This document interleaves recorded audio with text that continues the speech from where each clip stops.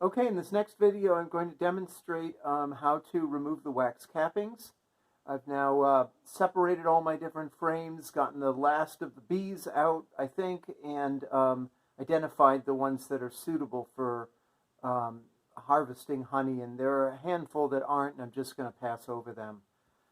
This takes several hours to do. Well, the whole process takes several hours. I'm hoping today I can get all the cappings off of the frames and also put it in the extractor behind us and spin out the honey. And then tomorrow and Sunday I'll do the filtering process. As I mentioned before, this is the first thing that we use. It's a kind of a double bucket.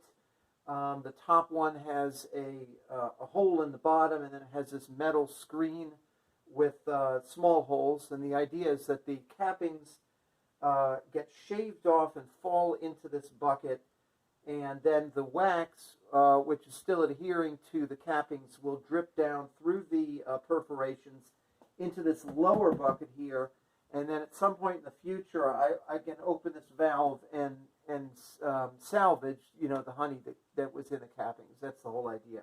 And we do that partially with the help of a hot knife. It's just a sort of a flat metal surface that plugs into an outlet, and then it becomes hot or at least warm. And I'll try to demonstrate how we actually do this.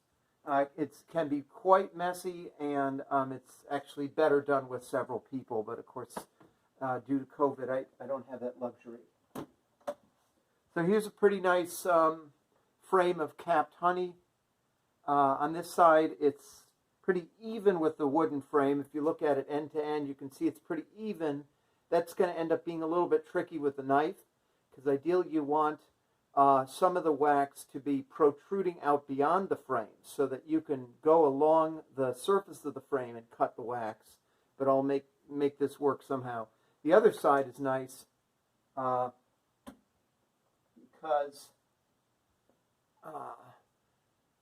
it's a little bit fatter, and you can see it sticks out.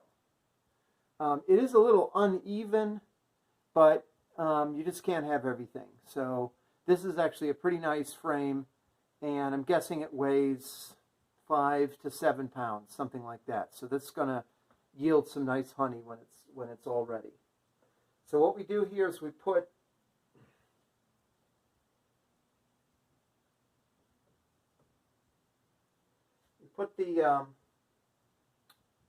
you put the frame sideways on this piece of wood, and there's a nail sticking out of the wood on which you can sort of rotate the frame.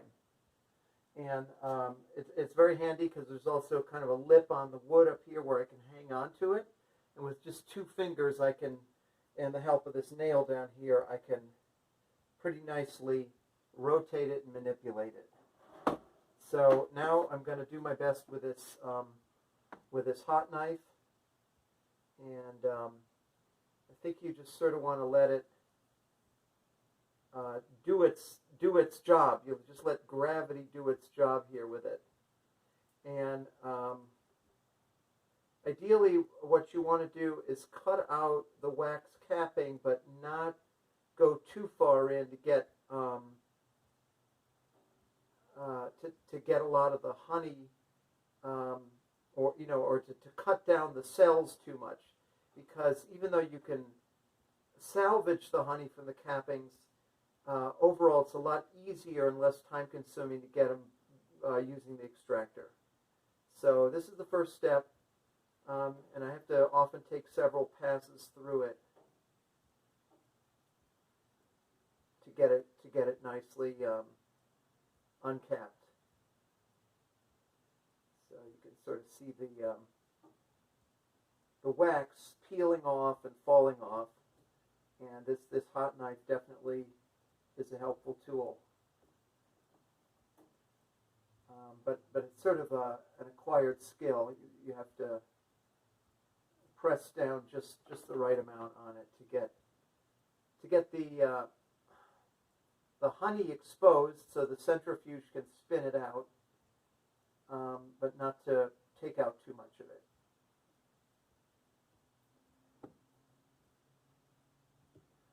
So that's kind of how it goes. The other thing I like to do, and which I'll probably have to do today,